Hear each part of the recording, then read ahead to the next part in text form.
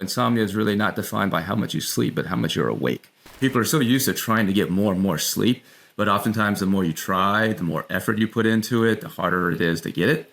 So if you shift it, and studies have shown that sleep hygiene really is not an effective treatment for chronic insomnia. In fact, we oftentimes use it as a control group. Spending less time in bed actually helps to promote the systems in your brain that generate sleep.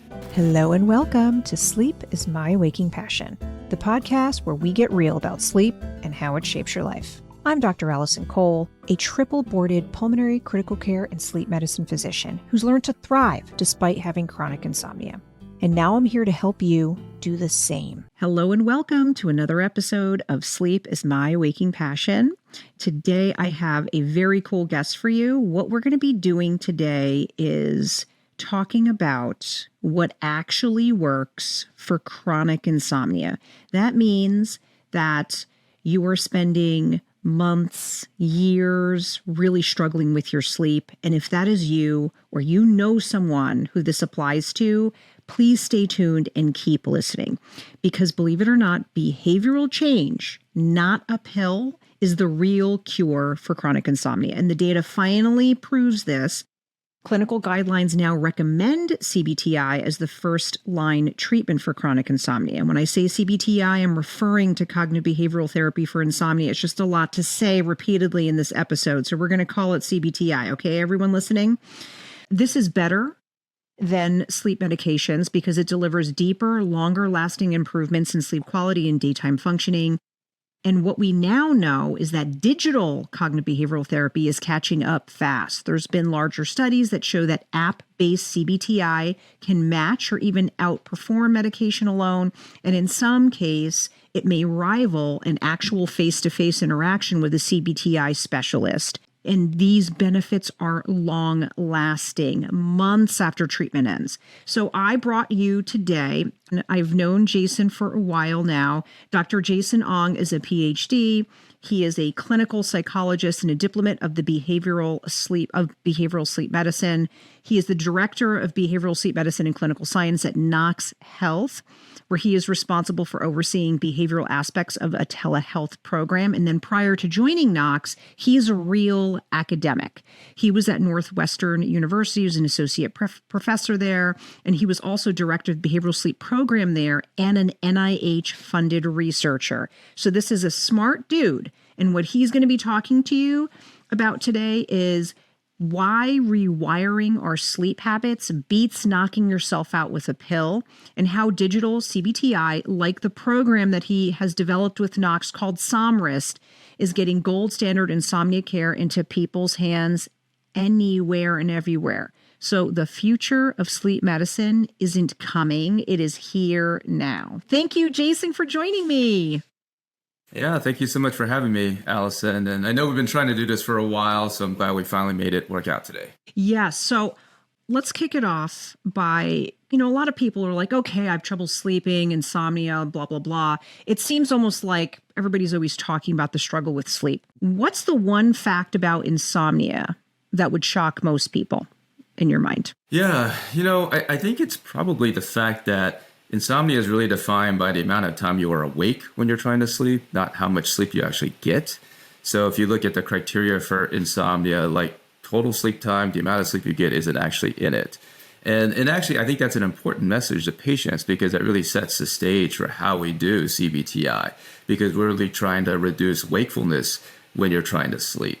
And I think that cognitive shift is actually quite helpful for setting the stage because, people are so used to trying to get more and more sleep. But oftentimes, the more you try, the more effort you put into it, the harder it is to get it. So if you shift it so that you're trying to reduce wakefulness, that's much more doable. And then that sets the stage for why these things work. Because now you're like, oh, okay, I can do something about cutting down the amount of time I'm awake, whether it's time falling asleep or time asleep in the middle of the night. And that's much more doable and achievable than it is just to try to generate more sleep, because that doesn't always, there's some indirect ways to make that happen, but you can't directly make that happen. I feel like there's an overemphasis in the general public kind of arena talking about sleep hygiene. And if I do all these things, then my sleep's going to get better. The flip side is I feel like in the world of sleep medicine, sleep hygiene is almost like poo-pooed or villainized to a certain extent. And I look at it as just being in the spectrum and part of that cognitive behavioral therapy. So can you kind of talk about what we mean by sleep hygiene and how that intersects with what you're doing with cognitive behavioral therapy? Yeah, that's a great question. I mean, sleep hygiene, it's a term that the media and the general public likes it because it seems to be a sexy term. But just so we're clear in terms of what it means, I mean, typically these are things that you can do, kind of lifestyle, managing the environment, like temperature, things related to like food, beverages, like drinking coffee late, things like that. So what it ends up being is just like a list of things that would otherwise be detrimental to your sleep, right? So it's to give yourself like the best chance to have sleep. Sometimes I make the analogy to like dental hygiene. Brushing and flossing, that's important to do on a regular basis because if you do that regularly, you stand a better chance to prevent cavities, right? That's good dental health. But if you have a cavity, brushing and flossing is not going to get rid of that cavity, right? For people who maybe have occasional sleep disturbance, or interestingly, sometimes I find people with other sleep disturbances and sleep disorders besides insomnia actually have poor sleep hygiene, meaning there's things that they're doing that are basically shooting themselves in the foot. And so they're not really giving themselves a fair chance to have good sleep. But people who have especially chronic insomnia, they're beyond that. They're like, in my analogy, they're the person with a cavity. So here, sleep hygiene isn't really going to, get rid of the cavity. It's not going to solve your chronic insomnia. That's sort of the way I like to explain it to people. Yeah, these are probably things that are helpful from sort of a sleep health perspective. But if you have a sleep disorder, especially chronic insomnia, and studies have shown that sleep hygiene really is not an effective treatment for chronic insomnia. In fact, we oftentimes use it as a control group when we're studying it, especially when you compare it to other behavioral strategies. So that's how little we think of sleep hygiene, at least as an intervention for chronic insomnia. I love that distinction because it's not that it's not helpful. It's that you've now crossed over to it being something that has less utility. So Right. What does have utility? When you're developing Somryst, what are some of the just broad key components that people can expect going through a program like Somryst? The core components really are our behavioral strategies. So there's a technique called sleep restriction. Now, I don't love that term because that sounds punitive and people think of it as sleep deprivation. And while it's true, you may get somewhat less sleep as you're going through it, the idea is actually reducing your time in bed. So probably a better term for it would be bed restriction, if you will, meaning you're limiting the amount of time that you're spending in bed. And it's very counterintuitive, right? Most people who have sleep issues, they want to cast a wider net. They want to spend more time in bed. But what they don't realize, and the reason why this is so powerful is because spending less time in bed actually helps to promote the systems in your brain that generate sleep. So this is all based on the science of sleep, how we understand sleep is regulated. One of the mechanisms that regulates sleep is what we call a sleep appetite. At least that's, the way I like to explain it, because it really is a drive that increases with the amount of time that you don't have sleep. It's just that we have a term for the time that you don't have sleep. It's called being awake. That's what most of us live for. I draw analogies because I think that this makes it more relatable. Like food, that's another area where there's a drive. And, if you have a meal, every amount of time that goes by without eating, you are going to get more and more hungry. Now, you're probably not going to feel this until like 2 or 3 hours after you ate your last meal. However, this is a biological drive that increases with the amount of time without food. And sleep has a similar mechanism to where every amount of time that goes by without sleep, you actually build the same appetite for sleep. Okay, so in the case of food, you feel hungry. In the case of sleep, you feel sleepy. Right? That's a signal from your brain and your body that it needs sleep. So what the sleep restriction technique does is that temporarily it reduces the amount of time you're in bed to generate a higher appetite for sleep. And that's actually what promotes a greater likelihood to fall asleep faster and to stay asleep during the next sleep period. And if you do this consistently, you'll start to have less wakefulness. So again, that's why it's so important that your first goal in insomnia is to reduce wakefulness while you're in bed. And once you start getting that, then you regain the confidence that, okay, there's something I can do about it. And then we start to expand that window for sleep, as we call it, that time in bed. And that's when you're going to start to get more sleep. Okay, so it's sort of a process that you have to take people through. And I'd say that's probably the most powerful component. Then the other main behavioral component is what we call stimulus control. This is what I like to call sleep reconditioning. And essentially, these are instructions for what to do if you're in bed and you can't you're not sleepy, right? You can't fall asleep, you can't stay asleep. So this gives someone like these are instructions that people hear about, like, if you haven't fallen asleep in 15 minutes, it's best to get out of bed, do something else. I de-emphasize the time because I think that just gets people thinking about like more, I've got to do this within a certain amount of time. So to me, it's just if you're laying in bed and you're no longer sleepy, because now you're relying on your biological signals, then that's a good time to get out of bed and go do something else.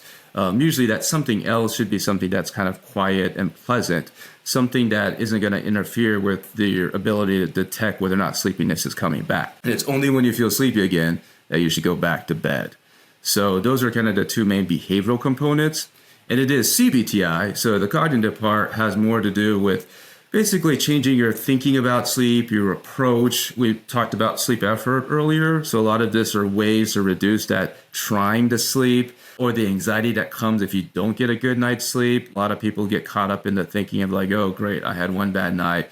This next night is going to be terrible. Or, this next day, like I'm totally going to be shot. I'm not going to be able to, give my presentation, talk on a podcast, or do my job well. But, the reality is that as humans, we're quite resilient, and our brains and our bodies are designed such that we are, we can overcome temporary sleepiness. So in the short term, we can usually be okay. So, this is how we kind of package it together. And that's the other thing about CBT-I is it's the way that's woven together that's also important.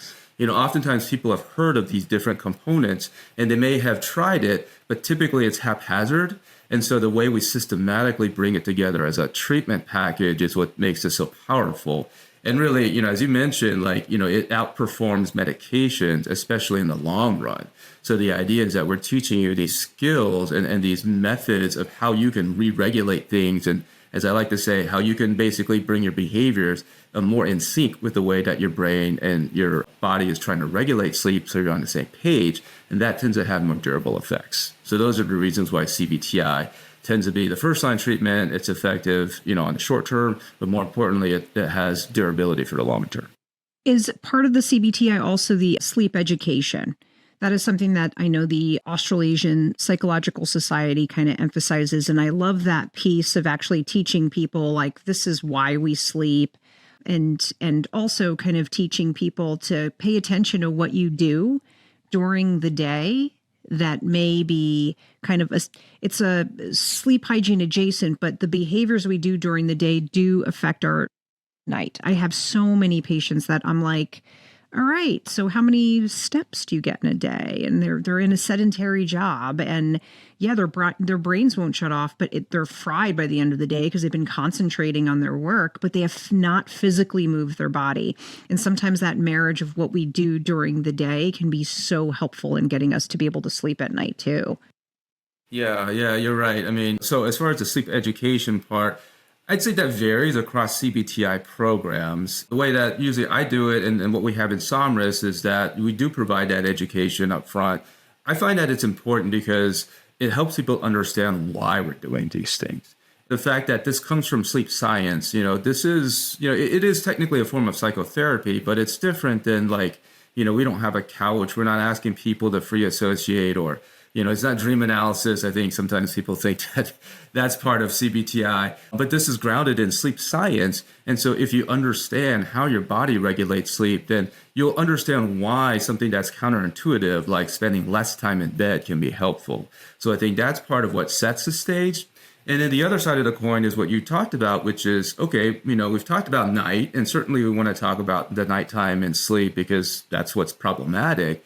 But there's this whole other part of the daytime that also impacts the night. So helping people understand that a part of it is like what I talked about, the consequences, and some, in the short term, we can overcome it. But also the things that you do during the day do affect what happens at night. Stress, exercise. In other studies, they've looked at exercise as a way to try to improve sleep. And again, on the short term, that doesn't seem to do that much, but regular exercise, consistent exercise can kind of potentiate that appetite for sleep, similar to the way that exercise can also potentiate your appetite for food. So that's kind of the other way I explain, what you're saying is that, we also do need to pay some attention to how we're spending our time in the day, because those things can also help, facilitate some of these strategies at night. So talk to me about Somryst specifically, and what have you found now that it's starting to get rolled out, at least amongst NOx patients? And I guess my other follow-up question is this going to be something that we're going to be seeing the mainstream available to everybody? Yeah, so I guess first just a few basics about Somryst. So, as we've talked about, this is a digital version of CBT-I. This version, it has 6 sessions. We call them cores.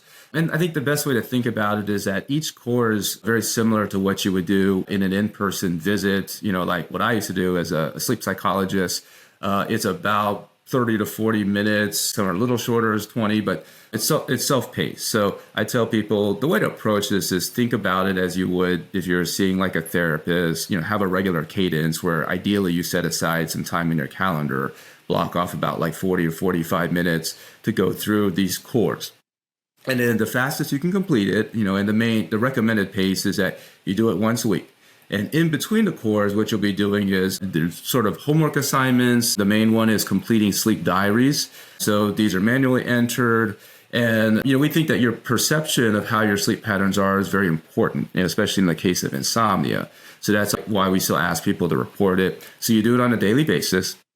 And each core builds on top of each other. So we talked about some of these different behavioral strategies are sort of released or unlocked in certain sequences that basically build on top of each other, so that overall, after about 6 weeks, and you have up to 9 weeks, that's the whole program. The other thing about Somryst I should mention that is a little bit different than some other programs that you might see out there is that it is considered a digital therapeutic. In fact, it's a prescription digital therapeutic, means that you can't just go and download this on your own. You have to first, get an evaluation from a physician, a healthcare provider who can prescribe this, and then it has to be prescribed. Oh, okay. So, I did not know that. Yeah. There's all sorts of other CBT-I programs that, are considered more wellness, but this one is considered a medical, which is why it's prescribed. And Somryst is actually FDA cleared as well. So it's been evaluated by the FDA. And that is important in that it provides a certain level of rigor, because when you do that, you have to demonstrate that there's research behind this particular product. In this case, it was actually a predecessor of Somryst. It's called Shut-Eye. That was the original version. That's actually still around for research. So Dr. Lee Ritterband at the University of Virginia still does research on it. So we have sort of this pipeline of research that's still going on. And Somryst is a commercial entity. Yeah, so it has to be prescribed. And, and so that's why, we have this research evidence behind Somryst itself that just adds a level of rigor and also safety in the fact that it's FDA regulated. So that's the program itself. Okay. In terms of recommendations that are made on Somryst, are you using like an AI-based algorithm to help you determine like the next recommendations? Let's say they complete their sleep diet and you're like, okay, you're headed in this direction. These would be the next steps. I'm curious. Well, so, I guess it depends on what you mean by AI. So it's probably not not in the form of like some of these generative AIs like ChatGPT. So it's not quite that sophisticated. This program was developed over 10 years ago originally, but it does take the data that you use and it actually personalizes your sleep recommendations, primarily this setting of the sleep window, which is that time in bed that we've talked about. So there is customization in this. I don't know if I necessarily call it AI, but, it does have that. And I think that's the other thing that is important in that, like, it's not just a blanket recommendation. Sleep hygiene is just a list of do's and don'ts that isn't customized.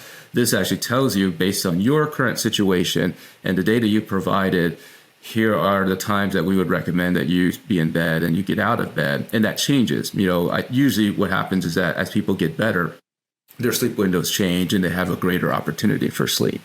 So it is customized in that way. And that's one thing that's powerful that I like, a digital version like this, it's easier to use the data. It can be directly entered. What I used to do face-to-face is I'd have people complete a diary, paper, pencil, and they'd bring it in. So, that's another area where the digital format makes it more conducive to these tailored recommendations. Does it flag for you at all if you think someone is going to need some extra help beyond a standard CBT-I program?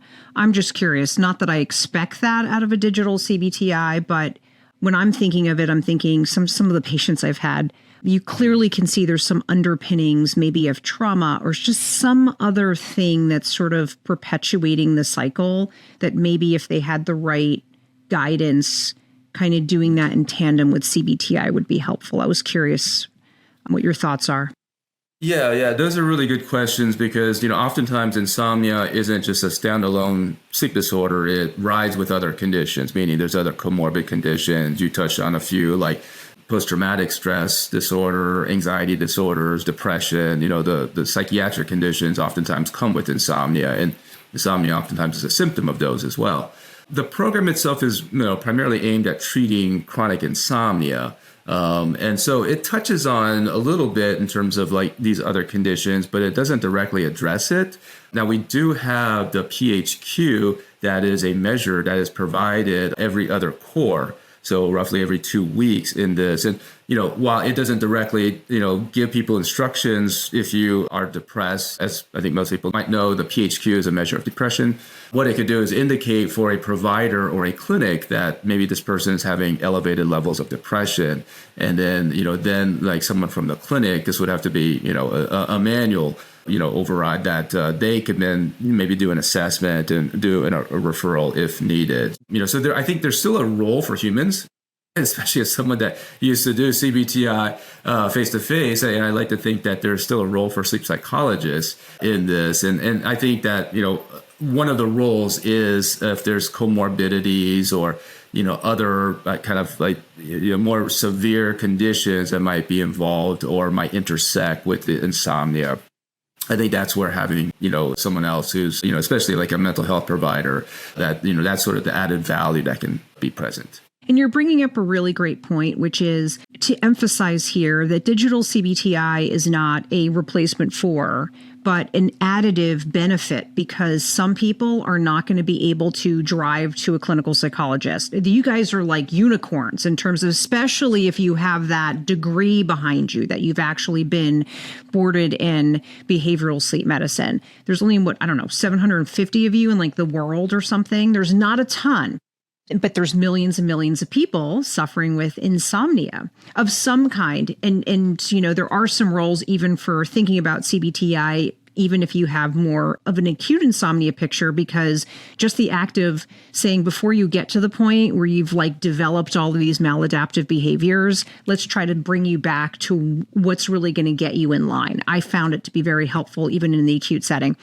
But the point being that, if we have more options tailored to what would work for certain individuals. Maybe people don't want to be face-to-face with someone, or they don't want to take that time out, but they're willing to do it on their own time after work hours or what have you. Just to have that option is so great.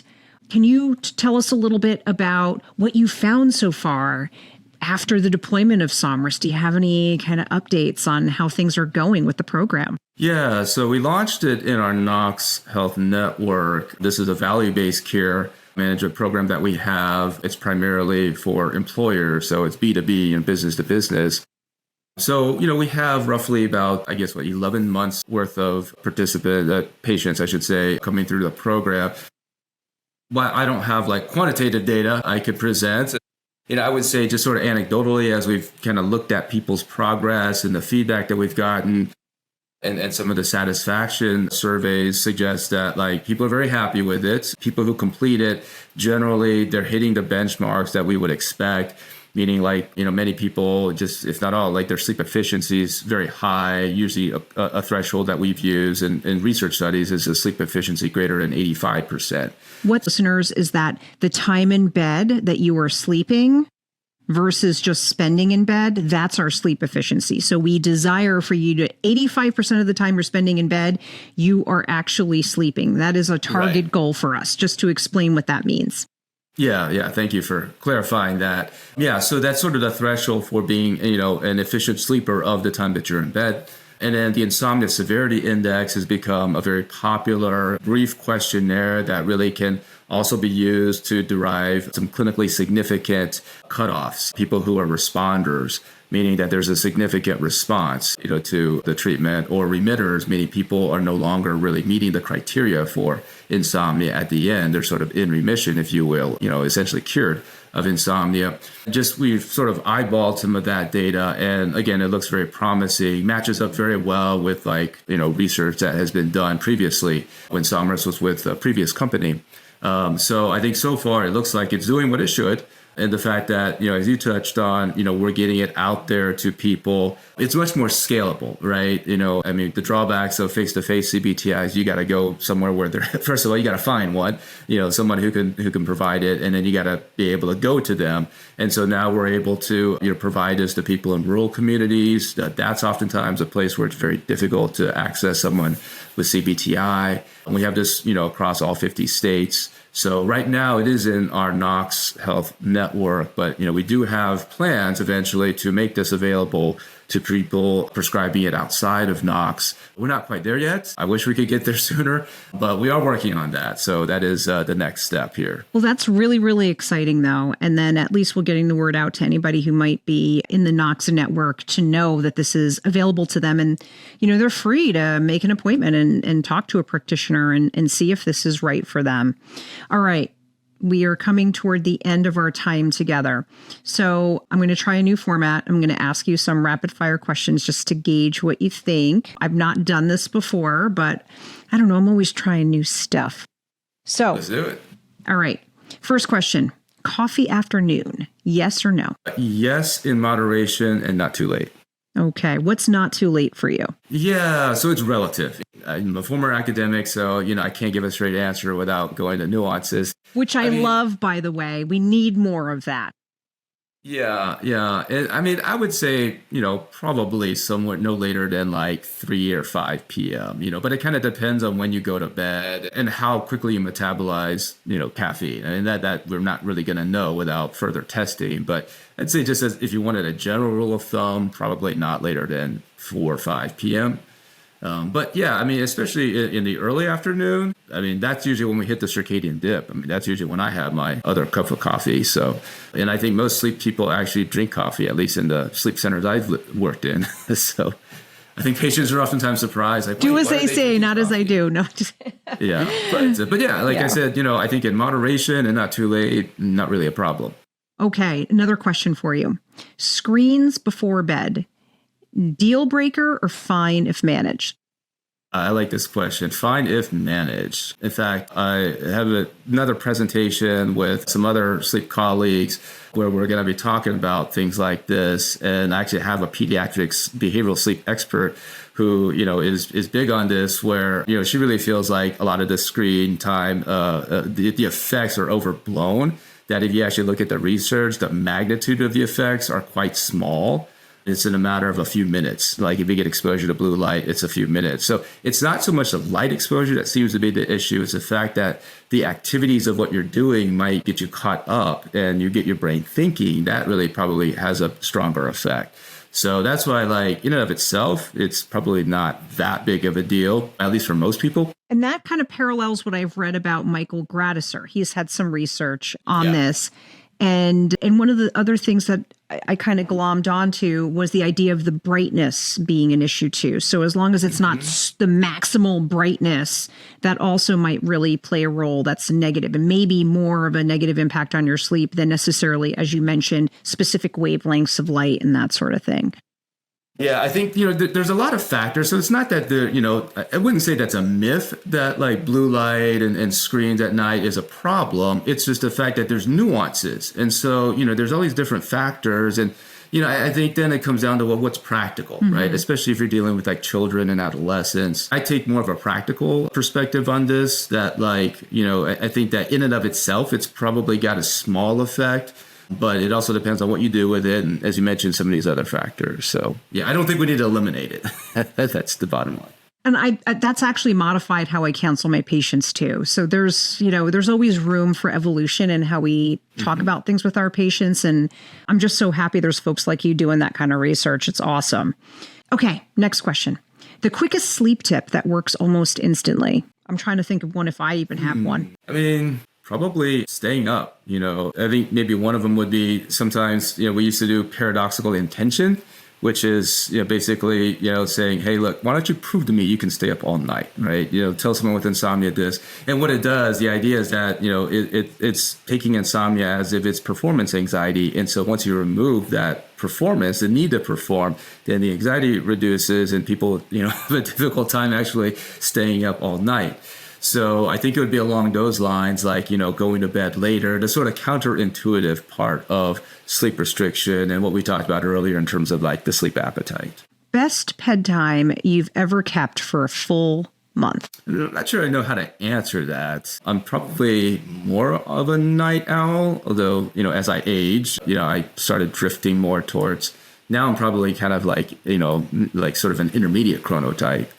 But I'd say, generally speaking, for me, sort of the ideal bedtime is probably about like 10:30 to 11. And now that I have kids, I have to wake up at the same time and get them to school. So that isn't it great, though? Because that's what we tell our patients to do, is get up at the same time every day. Yeah, and right. That has been, honestly, one of the biggest joys of having kids, believe it or not, is somebody who does struggle with sleep, is that I have like literally like 2 alarm clocks that are just like, bing, it's ready to start your day. Doesn't matter. Come on, get out of bed and do your thing, which I love. And kids are ready to go at the same time on the weekends. So they also don't let you sleep in on the weekends. Well, no, then that's exactly what, when our patients struggle, we tell them to do. So they're great for that. The natural circadian anchors. Yes. Right? Oh, I love that. Natural circadian anchors. That is a really good term.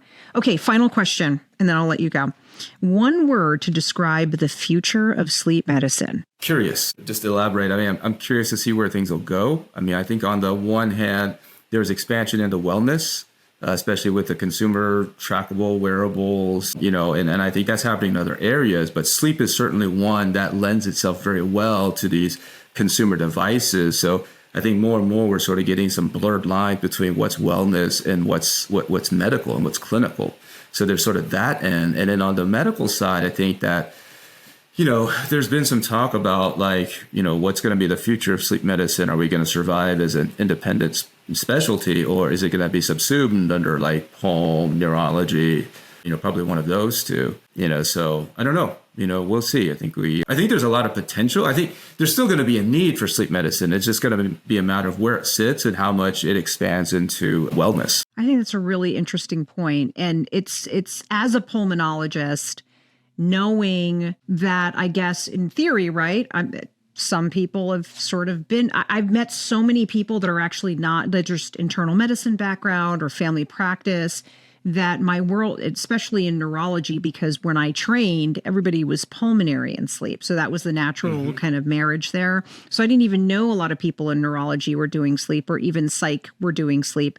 And I feel very positive that there's still going to be a role, because as we grow in our knowledge and as sleep medicine evolves as a field, which I think it's really kind of in its infancy still with all the developments that are occurring, there's just so much information to process and so much messaging. And because we're now kind of entering into the wellness sector, I look at it as our due diligence and our responsibility as trained practitioners to do what we're doing, which is you being on this podcast right now, giving information that is actually real, correct, and evidence-based at the time of our taping in 2025. We're not making this up. We're all evolving. And I love what you mentioned, which is nuance. Nuance is boring. It's not sexy. It's not 7-second, Instagram or TikTok reel, but it's relevant. It's not like catch bait, like the catch bait. But it's what's real. And,